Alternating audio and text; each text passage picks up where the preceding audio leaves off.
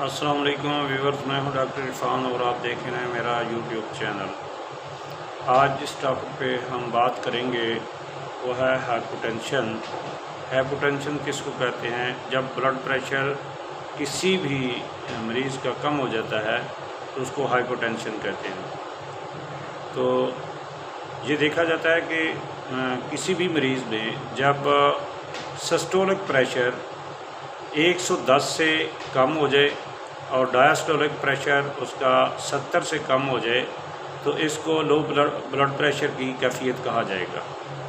تو یہ کیفیت مستقل نہیں رہتی، بعض اوقات اس میں جو ہے نا ویریشن ہوتی رہتی ہے۔ تو اس کی وجوہات کیا ہوتی ہیں کہ جن وجوہات کی وجہ سے بلڈ پریشر لو ہو جاتا ہے؟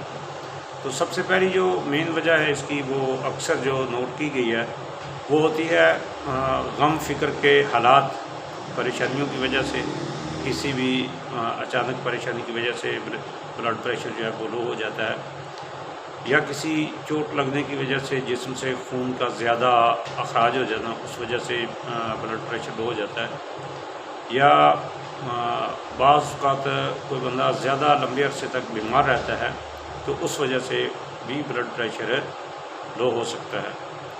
تو یہ چند ایک موٹی موٹی اس کی جو ہے نا وہ ہیں وجوہات جن کی وجہ سے یہ مسئلہ بنتا ہے۔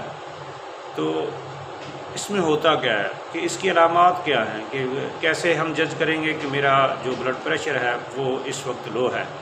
تو سب سے بہتر طریقہ تو یہ ہے کہ آپ اپنے طور پہ جج مت کریں، اس کو جو ہے نا وہ باقاعدہ طور پہ چیک کروائیں کہ آپ کا اس وقت جو بلڈ پریشر ہے وہ کیا ہے۔ تو اس کے علاوہ جو موٹی موٹی علامات ہیں، جو کوئی بھی سینسیبل آدمی جو ہے وہ خود جج کر سکتا ہے کہ میری کنڈیشن اس وقت کیا ہے۔ سب سے پہلی چیز کہ انسان کو تھکاوٹ سی محسوس ہوتی ہے، کوئی کام کرنے کو دل نہیں کرتا، سستی چھائی رہتی ہے، چکر آتے ہیں، ہاتھ پاؤں ٹھنڈے ہو سکتے ہیں۔ اگر یہ پرابلم زیادہ عرصہ یا زیادہ شدت اختیار جائے تو بے ہوشی ہو سکتی ہے۔ تو یہ موٹی موٹی علامات ہیں اس کی، ان میں جو ہے نا وہ کوئی بھی بندہ اپنے آپ کو جج کر سکتا ہے کہ میری اس وقت کنڈیشن کیا ہے۔ تو اسی حوالے سے جو علاج ہے وہ میں ہمیشہ کی طرح سب سے جو بات اہم ہے وہ یہی کروں گا کہ ہومیوپیتھک طریقہ علاج میں اس کو بہت ہی سیف علاج ہے، جو بغیر کسی سائیڈ افیکٹ کے جو ہے نا وہ ہے۔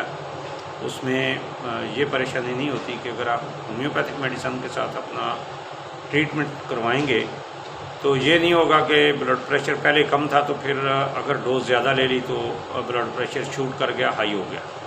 تو اس میں جو میڈیسن ہے وہ الحمدللہ بہت سیف طریقے سے کام کرتی ہیں، اور مریض کا جو بلڈ پریشر ہے وہ ایک لمٹ تک مینٹین کر دیتی ہیں۔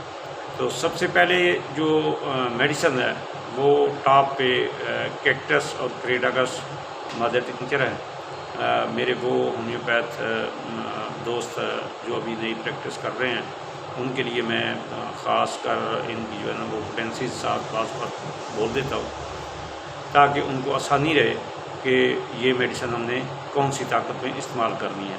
تو کیکٹس اور کریٹاکس جو ہے یہ دو ایسی میڈیسن ہیں کہ اگر بلڈ پریشر ہائی ہو تب بھی نارمل کر دیتی ہیں، اگر لو ہو تب بھی برابر کر دیتی ہیں۔ تو اس کے علاوہ کنڈیشن کے حساب سے کہ اگر مریض کسی اچانک غم فکر کی صورتحال پریشانی اچانک آئی، اس وجہ سے بی پی ڈاؤن ہو گیا، تو اس کے لیے اگنیشیا بہت اچھا کام کرتی ہے، میں ہمیشہ 1 میں استعمال کرتا ہوں۔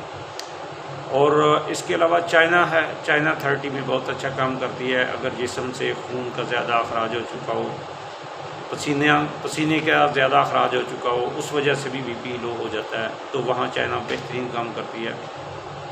ایسے مریض یا ایسی مریضہ جن کو جو ہے نا وہ مینسز زیادہ عرصہ تک جاری رہتے ہیں، تو اگر ان کا جو بی پی ہے وہ ڈاؤن ہو جائے تو وہاں بھی یہ چائنا بہت اچھا کام کرتی ہے۔ تو اس کے علاوہ کاربو ویج ہے، کیمفر ہے، बायोकेमिक के अंदर कालीफास है, कलकेरिया फास है, नेट्रम्योर है। तो ये सारी मेडिसिन जो हैं ये आप इस्तेमाल कर सकते हैं। बायोकेमिक के अंदर अगर कोई मेरा होम्योपैथ दोस्त इस्तेमाल करना चाहे तो इनका जो है ना 6x में बहुत अच्छा रिज़ल्ट आता है। तीनों मेडिसिन को, नेट्रम्योर, कालीफास और कलकेरिया फास को मिक्स करके इस्तेमाल करवाएं। दूसरी, अगर कैक्टस क्रेटागस के साथ भी इस्तेमाल करवाना चाहें तो ये करवा सकते हैं, बेहतरीन रिज़ल्ट देती है। दुआओं में याद रखिएगा, इंशाअल्लाह इसी तरह हम मिलते रहेंगे। दुआओं में याद रखना। और जिन लोगों ने अभी तक मेरा चैनल सब्सक्राइब नहीं किया उनसे गुजारिश है कि मेरा चैनल सब्सक्राइब कर लें ताकि आपको हर आने वाली वीडियो जो है वो मिल सके। जज़ाकल्लाह। अस्सलामु अलैकुम।